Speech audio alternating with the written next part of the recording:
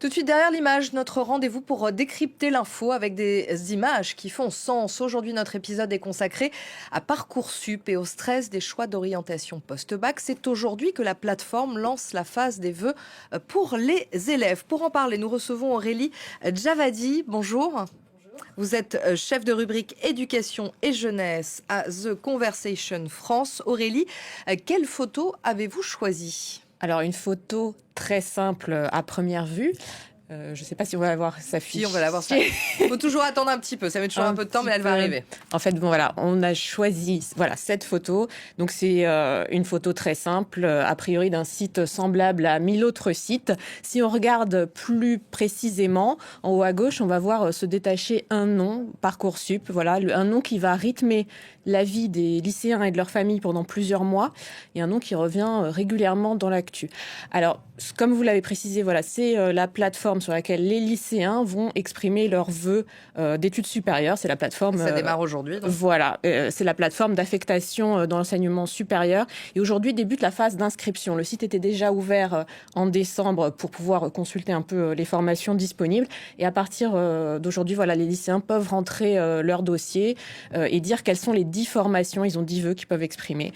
On peut dire aussi alors que ça concerne un grand nombre de personnes. Il y avait 940 000 candidats à peu près l'an dernier. Sur ces 940 000 candidats, il y a 640 000 lycéens. Parce qu'au-delà des lycéens de l'Hexagone, il y a aussi les lycéens qui viennent de lycées de l'étranger. Des personnes en réorientation aussi, des étudiants qui se seraient trompés de voie, et puis des personnes en reconversion qui peuvent postuler. Alors, concrètement, comment se passe le traitement des candidatures ? Est-ce que l'orientation des jeunes se décide selon un algorithme ? Alors, c'est une critique qui revient souvent par rapport à Parcoursup. Dans les débats de la présidentielle en 2022, on parlait de cette boîte noire, de cet algorithme qui décide du choix des jeunes. Donc, c'est une critique que Parcoursup même prend en compte, puisqu'il y a un petit vrai-faux sur le site dans lequel on peut d'emblée lire, est-ce que les candidatures sont traitées par algorithme ? Ils répondent non.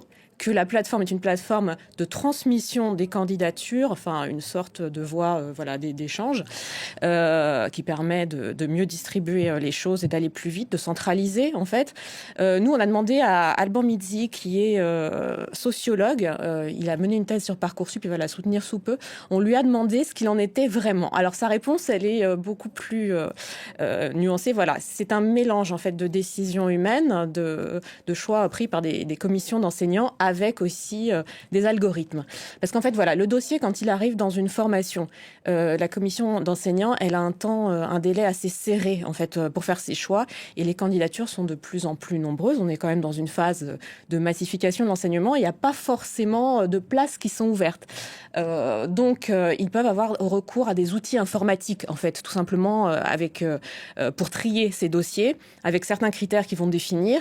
Et les notes, dans ces cas-là, elles vont prendre le pas sur toutes ces lettres de motivation que les jeunes peuvent ajouter au dossier. Voilà. Parmi les candidats, un certain nombre qui restent sur le carreau, malheureusement. Il y a pas mal de déceptions. C'est ce qu'on voit d'ailleurs dans ce reportage de 2019. Vous allez nous montrer un extrait. Oui. Un bac pro commerce dans la poche, Boubacar Ba aurait bien aimé profiter des vacances. L'été s'annonce anxiogène. Il avait postulé à 6 BTS sur Parcoursup. À ce jour, il n'a reçu aucune offre. Pendant toute l'année, on lutte pour avoir le bac. Au final, on l'a, c'est le stress des révisions. Au final, on l'a, on dit yes, l'année prochaine, je vais avoir une école. On attend, au final, pas d'école. Tout ça pour rien, quoi. Ils sont 58 000 dans le même cas. Des jeunes qui ont vu leurs vœux retoqués. Des lycéens et des candidats en reconversion. Alors pour eux, quelle marche à suivre ? Regarder les places vacantes ? Des commissions ont été mises en place dans chaque académie. Elles vont proposer à chacun des alternatives. Ces lycéens, à la différence des années précédentes, on s'en occupe. On les a à la fois appelés individuellement pour leur présenter l'accompagnement qu'on peut leur proposer. Un accompagnement qui est dans des commissions organisées par les recteurs pour leur trouver des propositions au plus près de leur projet de formation. Il y a ceux qui n'ont rien et il y a ceux qui espèrent mieux et qui ont maintenu des vœux en liste d'attente. Ces listes, les formations comme cette université parisienne les ont archivées. Alors à ce stade, est-il encore raisonnable d'espérer?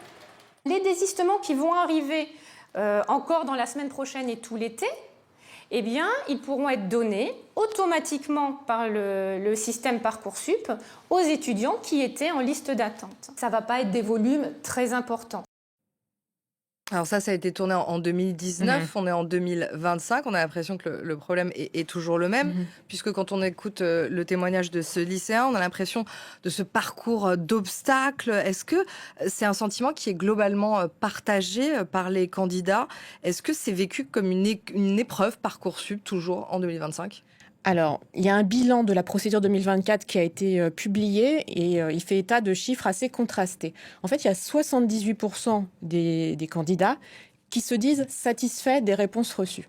Dans le même temps, il y en a 83% qui disent s'être ressentis stressés. Donc, cette dichotomie, elle tient un peu à l'outil en tant que tel de Parcoursup, parce qu'effectivement, vous dites ça, c'était 2019, il y a eu différents ajustements au fil des ans de la plateforme, mais il y a des points structurels qui restent. Alors, ça reste de gros dossiers à remplir. En fait, au-delà des notes, les jeunes doivent aussi recueillir les avis des établissements, ils doivent aussi faire des lettres de motivation, donc il y a un investissement personnel qui est important. Il faut aussi s'initier aux subtilités de la plateforme, parce que 10 vœux, c'est quand même impressionnant. Alors, il y a aussi des sous-vœux, il faut aussi savoir si telle formation, on peut y postuler en alternance ou sans alternance. Enfin, dans ce cas-là, ça va faire 2 vœux. Il y a aussi bien maîtriser les critères dans les filières sélectives. Donc, tout ça, il faut l'apprivoiser. Les lycéens ont du temps, mais bon, il y a un côté technique. Et au-delà de ce côté technique, alors ça, c'est un point qui revient, c'est l'attente.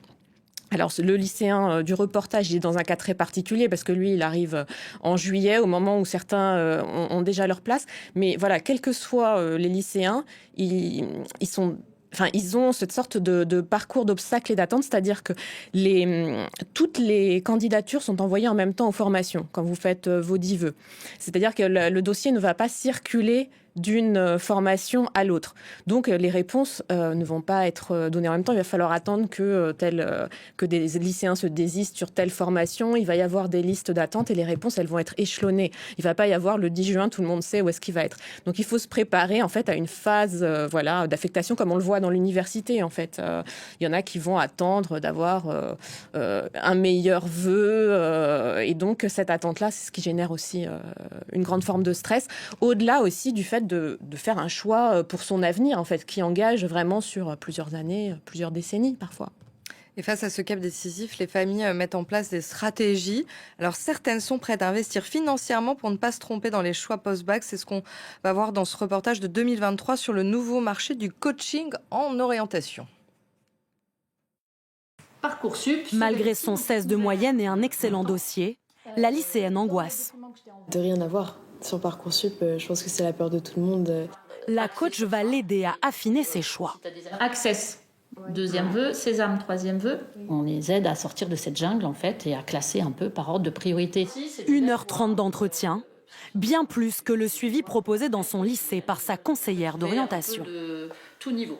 Elle est très très chargée, c'est un gros lycée, il y a beaucoup d'élèves. Le rendez-vous aurait duré 15 minutes pendant les cours. Pour 2 séances, sa mère débourse 390 €. Mais sur Internet, il existe des formules encore plus onéreuses. 599 €, voire 750 et jusqu'à 890 pour 3 dossiers complets. Des tarifs assumés par cette conseillère. Son réseau de 40 coachs sélectionne les vœux, aide à rédiger les lettres de motivation et à les saisir sur la plateforme. Elle promet des résultats. C'est un long travail d'ouvrir, de rentrer les vœux, de faire de rentrer les lettres de motivation. Tous nos élèves ont toujours un vœu sur Parcoursup. Alors qu'est-ce que ça dit tout ça, ce développement du coaching ? Ce développement du coaching, ça dit aussi l'importance de cette phase d'orientation et puis ça reflète le poids du diplôme dans nos sociétés. Donc, on peut renvoyer aux travaux de Marie Durubella et de François Dubay, qui sont 2 sociologues qui ont publié un ouvrage aux presses de Sciences Po sur cette emprise du diplôme et qui nous disent que, voilà, justement, dans une société où tout se joue sur des compétences scolaires, académiques très tôt, forcément, il y a une forme d'utilitarisme qui va se développer. En fait, on voit bien la jeune fille dans le reportage, elle discute pas seulement de ses goûts, de ses aspirations, d'une vocation. Avec la coach, elle va voir dans quel ordre il vaut mieux mettre ses vœux pour être sûr de ne pas être démunie à la fin. Donc il y a une forme de scolarisation de l'éducation et puis voilà, ça déborde sur d'autres sphères de la vie. Les parents vont se muer en coach, nous disent voilà les sociologues, et ça nous rappelle qu'en fait on est dans une société où il n'y a pas forcément de deuxième chance suite à ces choix faits à 18 ans. À l'échelle individuelle, difficile de changer les choses, mais quelle solution pour mieux vivre ce stress de l'orientation quand on est un élève en terminale ? Alors, quand on est un élève en terminale, d'abord, on voit que ce stress, il est inhérent au fonctionnement lui-même de la plateforme. Donc, il y a une chercheuse, Emmanuelle Vignoli, elle est chercheuse en psychologie au CNAM, qui a écrit pour nous un article sur The Conversation qui explique bien que, en fait, ces choix rationnels se recoupent avec des émotions. En fait, il ne faut pas chercher à les mettre de côté. Elles seront forcément là. Ce stress, il sera forcément là, dans la mesure où, à partir du moment où on prend des décisions, les émotions, en fait, sont des guides. Les personnes qui n'ont pas d'émotions, enfin, qui c'est montré par les psychologues, en fait, elles sont démunies pour faire des choix. Elles ne savent pas. Les émotions orientent, qu'elles soient agréables ou désagréables. Elles vous donnent une information aussi sur la pertinence des choix à suivre. Donc, déjà, il faut en tenir compte. Elle, ce qu'elle conseille, en fait, c'est aussi d'être dans le partage, de ne pas rester seule face à ses choix. Elle conseille une forme de partage social, de discussion avec les camarades, avec les enseignants, avec d'autres acteurs de l'orientation. Pour faire ce partage, il n'est pas nécessaire forcément d'avoir recours à un coach qui facture des prestations élevées. L'idée, c'est même face à une personne qui n'est pas initiée par rapport au système d'orientation, d'avoir un recul, en fait, d'apprendre à extérioriser, de faire le bilan sur ce qu'on souhaite et d'y voir plus clair, quoi. Alors rapidement, est-ce que Parcoursup est une spécificité française ? Alors le fait de centraliser comme ça des candidatures sur une plateforme, alors Parcoursup est une plateforme spécifiquement française et on peut y accéder seulement à des formations en France.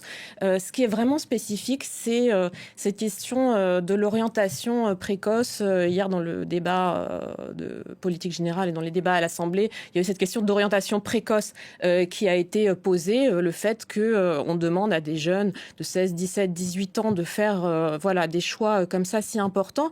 Cette question, elle n'est pas seulement sur la précocité, elle recoupe aussi le fonctionnement du système de formation et puis du marché de l'emploi en fait en France en général. C'est-à-dire que on veut évoluer vers un système où les compétences sont transposables. On parle beaucoup de reconversion dans les magazines, de deuxième chance, mais tout reste en fait assez cloisonné. Et les disciplines choisies initialement vont marquer le parcours pour de longues années. Il y a aussi les concours en France, ce système université grandes écoles. Et puis si un jour vous avez Polytechnique, enfin à 50 ans, vous serez toujours polytechnicien. Il y aura toujours cette étiquette qui ressort. On peut donner peut-être juste en comparaison le cas du Royaume-Uni. Au Royaume-Uni, il peut y avoir des gens qui font de l'histoire de l'art et qui vont travailler en finance. En fait, on prend plus en compte le fait qu'on a une compétence plus qu'une connaissance d'un domaine et qu'on peut s'adapter et se réinventer. Et ça, c'est un des enjeux ici. Il y a des initiatives, il y a des universités qui mettent en place des systèmes, des entreprises aussi qui donnent leur chance à d'autres. Mais c'est un long dossier, un long chemin. Merci beaucoup Aurélie Javadi. On peut retrouver bien sûr cet article et beaucoup d'autres sur le site de The Conversation et aussi à retrouver cette chronique sur notre site www.france24.com. Merci de votre attention. Paris Direct continue.